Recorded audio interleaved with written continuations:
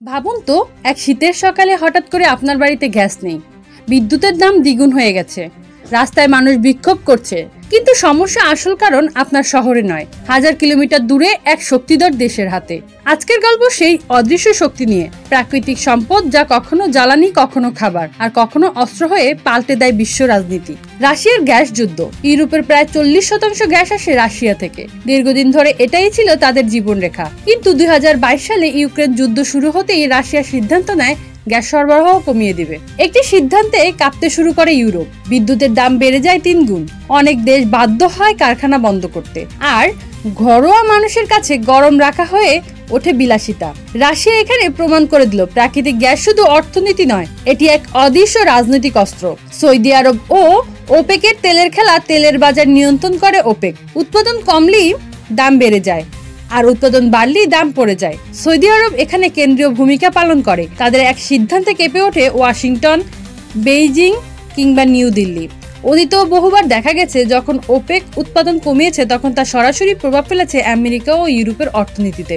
অর্থাৎ তেল এখানে শুধু জ্বালানি নয়, এটি বৈশ্বিক সম্পর্কের এক চাবিকাঠি। কাতারের গ্যাস কূটনীতি। কাতার একটি ছোট্ট দেশ, কিন্তু এলএনজি অর্থাৎ লিকুইফাইড ন্যাচারাল গ্যাসের সবচেয়ে বড় রপ্তানিকারক। ইউরোপ যখন রাশিয়ার গ্যাসের বিকল্প খুঁজছিল, তখন কাতার উঠে আসে বিশ্বমঞ্চে। চুক্তি, বিনিয়োগ আর জ্বালানি কূটনীতির মাধ্যমে কাতার আজ প্রমাণ করছে, ছোট দেশেও যদি সঠিক সম্পদের মালিক হয়, তবে সে হয়ে উঠতে পারে বৈশ্বিক খেলোয়াড়। কিন্তু প্রশ্ন হলো, ভবিষ্যতের তেল কোনটা হবে?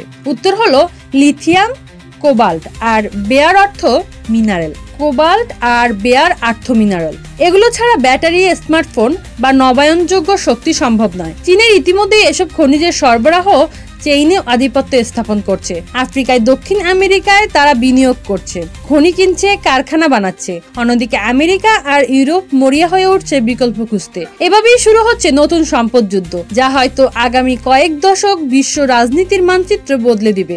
চোখ পয়েন্ট ও সমুদ্রপথের নিয়ন্ত্রণ। সম্পদ শুধু মাটির নিচে নয়, এর যাতায়াত পথ সমান গুরুত্বপূর্ণ।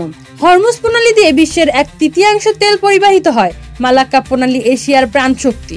যদি এই পথগুলো বন্ধ হয়ে যায় বা নিয়ন্ত্রিত হয়, তাহলে বিশ্ববাজার মুহূর্তে বিপর্যস্ত হয়ে পড়বে। তাই সমুদ্র পথগুলো হয়ে উঠছে ভূ রাজনৈতিক দাবা খেলার মূল গুটি। জলবায়ু পরিবর্তন ও সম্পদ সংকট। জলবায়ু পরিবর্তন ও সংকটকে আরো তীব্র করছে।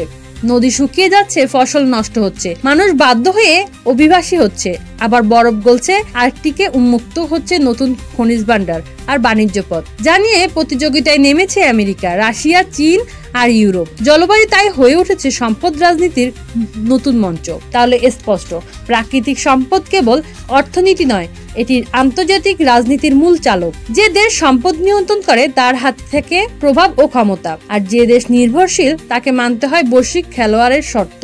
ধন্যবাদ।